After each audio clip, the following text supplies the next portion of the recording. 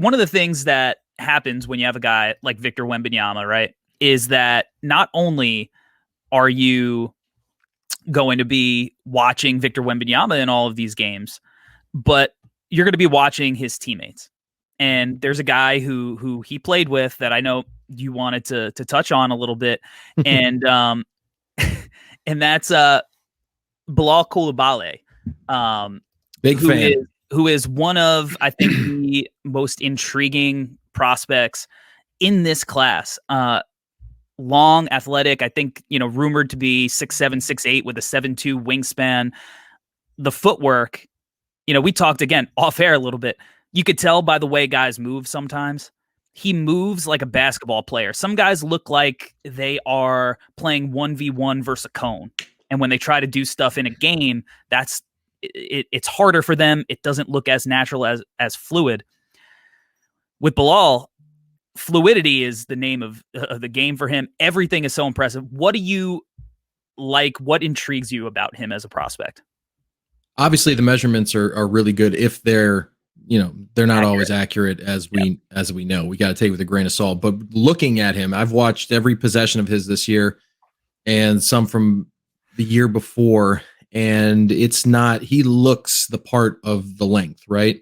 And you kind of look at him in this draft, you look for comp sets that of other guys that are in this draft, and you look at the Thompson twins, and you're kind of like, they're built somewhat similarly, and they kind of play play the same type of positions on the floor, and his feel is really, really good. And I think playing with Victor Wembanyama helps his case, actually, because not so much that he looks better playing with him. Obviously, anybody will look better, but if you actually look at a lot of these possessions, he doesn't have them on the floor, and he's still doing, and they're giving him the freedom to read, react, come off pick and rolls, and that's the thing. He kind of reminds me of Brad Beal a little bit, bigger Brad Beal, and the way he can run pick and rolls, the way he shoots, the way he comes, he doesn't fly off screens as Brad, as well as Brad does, but something he can learn over time.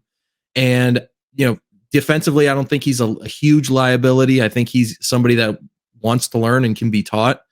And, I think playing with a superstar, it kind of helps because you're not him, you're not the guy every night. And sometimes guys that are on a bigger stage when they're not in the NBA and they're that guy on that team, they have problems coming to the NBA because you have to accept a role in the NBA.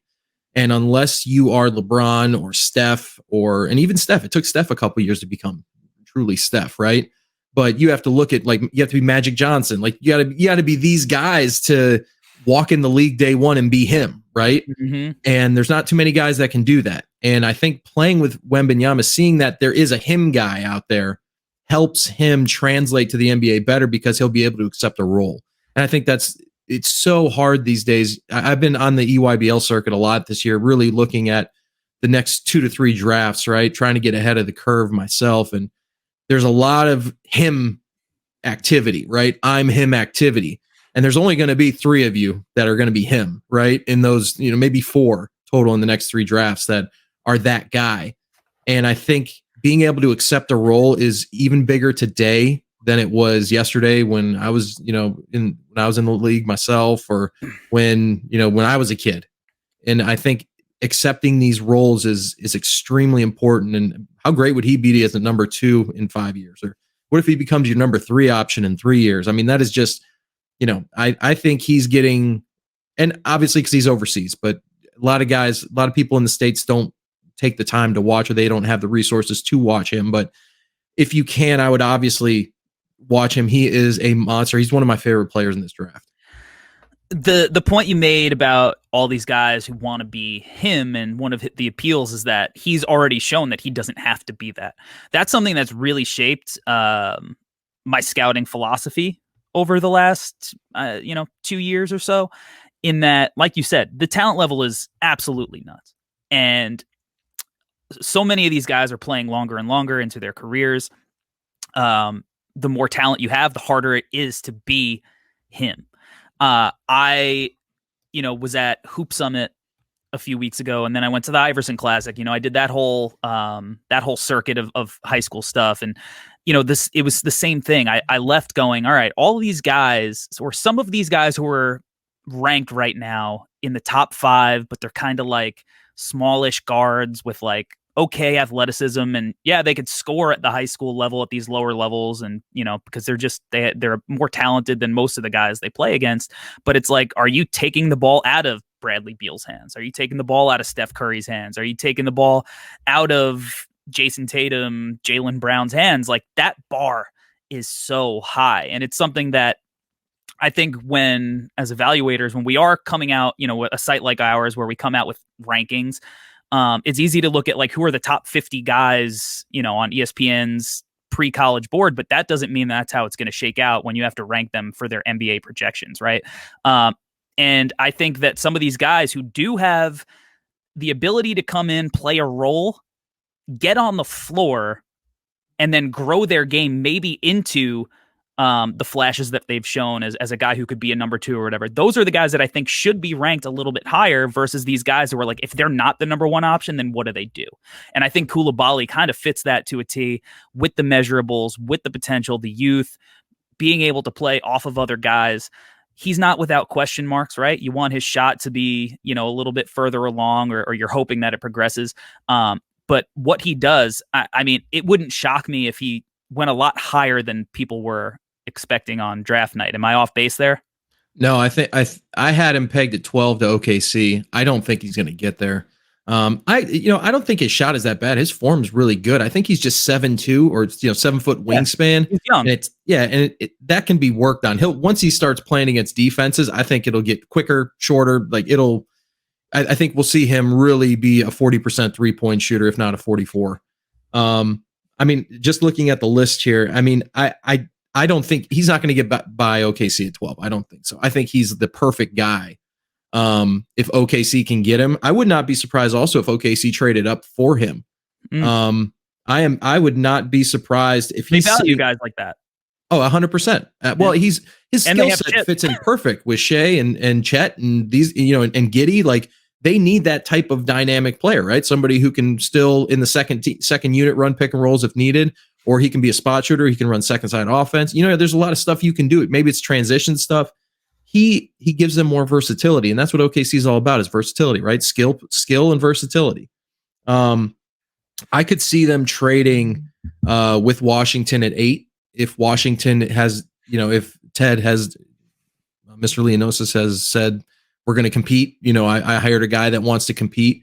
So maybe 8 isn't in play for them, and that could be a good trade. Maybe Orlando.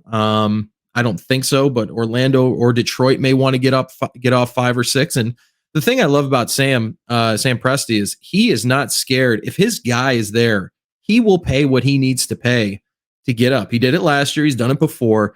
And I love that about him. He has confidence in he knows. He's like, yeah, I know this guy is for us. This is for us. So I'm going to pay what I think it's worth. Now, he's not going to overpay, but he's also like, he isn't afraid to put his foot down and say, this is the guy, and this is what we're going to hang our hat on. And I could see OKC, Toronto being very active trying to get someone like him. He would be great with OG and Scotty Barnes. I mean, he'd be great with them. And I think that's another team that he fits the Toronto profile of like 6'8", 7'2", 7'3" wingspan, positionless, right? Like modern NBA player. Yeah. And don't count out New Orleans either. I think a lot of people are counting out New Orleans because the bad taste they had in their mouth to end the season, but they have a treasure trove of picks. This is not, I'm talking about teams that have capital to move up to this. You got to have something to get something, right? You got to have some value. And if I'm OKC or the Pelicans here, I am watching him very, very, very tightly. I think he's a perfect fit for both those teams. Toronto's great too. Not sure that Toronto has enough maybe to move up to where he might be, but I know 10's in play for sure. 8 might be in play. I wouldn't be surprised if 5 is in play. And if they really value him over maybe somebody like Anthony Black, which I don't see Anthony Black fitting extremely well at OKC just because kind of needs the ball. Yeah, it'd be overlap with Giddey and whatnot, and love his length. I'm a big fan of Anthony Black's, but then you have the Thompson twins. Cam Whitmore is probably sitting there, so maybe Cam Whitmore is that guy, but there's some development that has to happen there. Upside's great, but I don't think you need to go to 5 to get him, So is that, I don't know if Indiana is going to go after him. I mean, they could, but they have Matherin. And so it's kind of, again, you're kind of duplicating those guys. And I've heard Indiana wants to move up for a different player. So it's, if I'm OKC or New Orleans or Toronto, I'm trying to get into either 10 or 8 if I can. Because I think he'll be there at 8. And if he's there at 8 and he's your guy, I would go get him. And you talk about Sam Presti, believing, not being afraid to pay up if he needs to get somewhere.